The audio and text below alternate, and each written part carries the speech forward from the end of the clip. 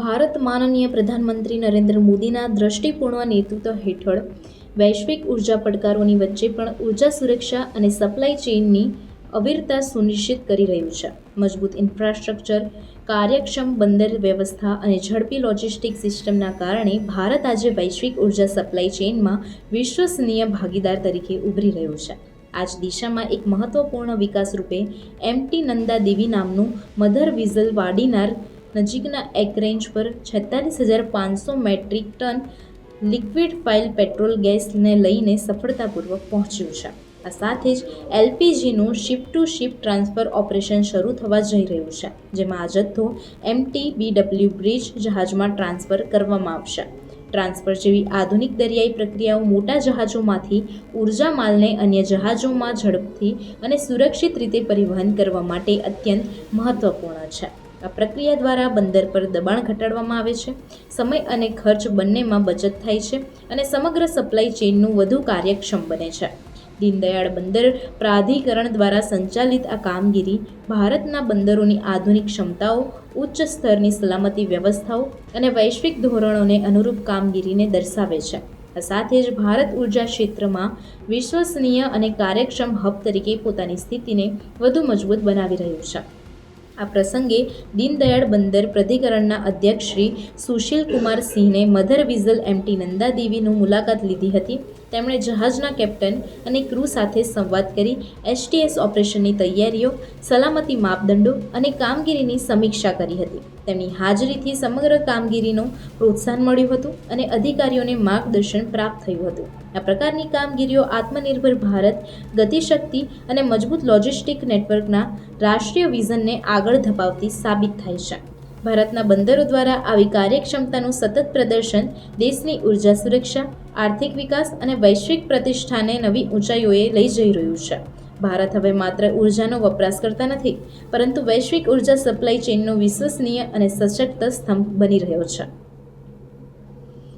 जैसा आप सब लोगों को मालूम होगा कि जो इवॉल्विंग जियोपॉलिटिकल सिचुएशन है उसमें जो एनर्जी सप्लाई चेन पे जो इम्पैक्ट आना लाजमी है, तो ऐसे में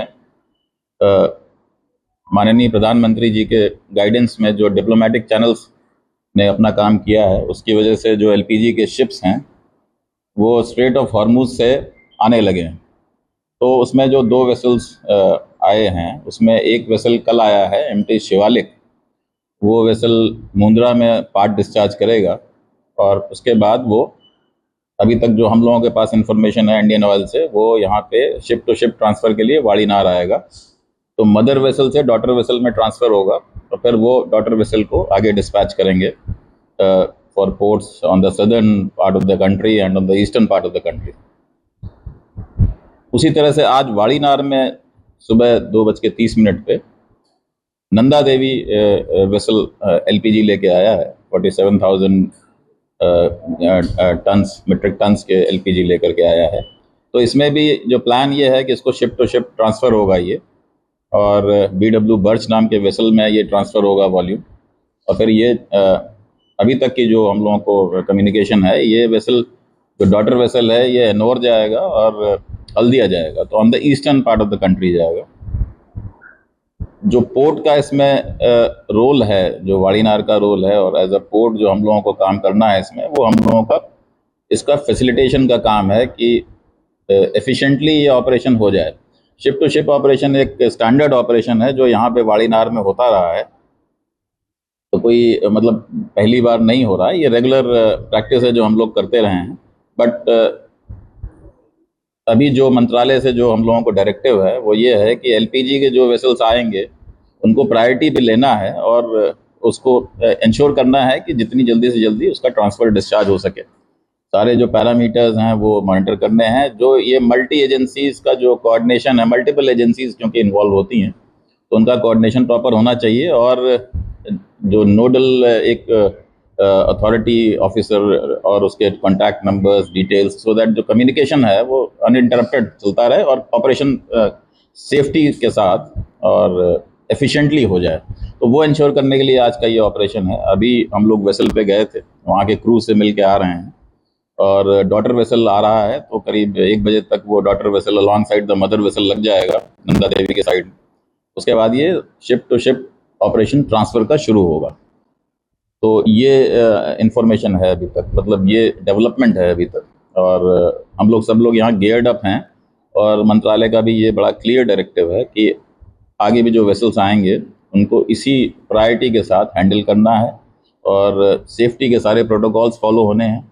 कोई शॉर्टकट नहीं अपनाना है, बट जो प्रोसीजरल स्लैक्स अगर कहीं हैं तो उसको एलिमिनेट करके जल्दी से जल्दी उसको डिस्चार्ज कराना है। धन्यवाद।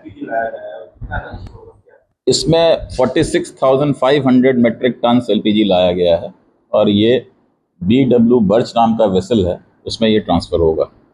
वो वेसल जो है एनोर में कुछ पार्ट डिस्चार्ज करेगा, पार्ट डिस्चार्ज हल्दिया में करेगा। तो ये दोनों ports on the eastern coast of the country हैं, तो इधर से लेकर के उधर जाएगा।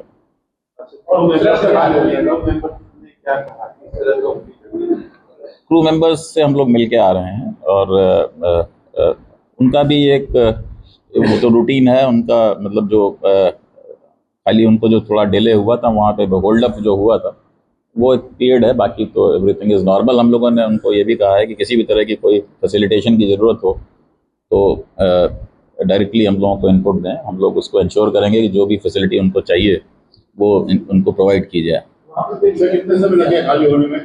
जी देखिए, करीब ये 1000 टन पर घंटे के रेट से करीब करीब ट्रांसफ़र होता है। तो जो पंपिंग रेट है वो around 800 to 1000 tonne per hour है, तो 2 दिन के आसपास लगेगा। वो हम लोग लाइव बेसिस पे मॉनिटर कर रहे हैं, जैसे जैसे इनपुट आएगा वैसे वैसे हम लोग उसके लिए तैयारी पूरी है। तो जैसे वेसल्स आएंगे उसको हम लोग हैंडल करेंगे। तो वहाँ का जो पूरा कार्गो का बिजनेस है वो इनको क्या कुछ असर पहुँचा है? नहीं, कांडला पोर्ट का तो हम आपको बताएं तो कांडला पोर्ट में करीब 8% ग्रोथ है as compared to last year. आपको ये जो आप 150 का मार्क देख रहे हैं, ये पिछले साल 31 मार्च को किया था। इस साल हम लोगों ने पहले ही उसको क्रॉस कर लिया है, और करीब 160 मिलियन मेट्रिक टन तक अब लोग इस साल जाएंगे। तो हम लोगों के ऊपर ऐसा इम्पैक्ट नहीं। ये ज़रूर है कि जो वॉयज रिकैलिब्रेट हो रहे हैं, जिनको आगे जाना था नहीं जा पा रहे हैं, तो उसकी वजह से कांडला पोर्ट को थोड़ा फ़ायदा ये हो रहा है, कुछ वॉल्यूम और मिल रहा है। तो हम लोगों के लिए तो ऐसा कोई एडवर्स इम्पैक्ट नहीं। जी, हल्दिया और एनोर नहीं, ये एलपीजी की बात कर रहे हैं। हाँ, एनोर और हल्दिया। एनोर है तमिलनाडु में, और हल्दिया है वेस्ट बंगाल। जी नहीं, 46,500 है, उसको पार्ट उन्होंने डिस्ट्रीब्यूशन दिया हुआ है। वो जो उनका इंडियन ऑयल को जो डिस्ट्रीब्यूट करना है वो अभी आपको शेयर कर देंगे, वो दे देंगे आप। हाँ, एनोर को जो जाना है वो 25,000 टन जाना है, और हल्दिया को 21,200 टन जाना है। हल्दिया वेस्ट बंगाल।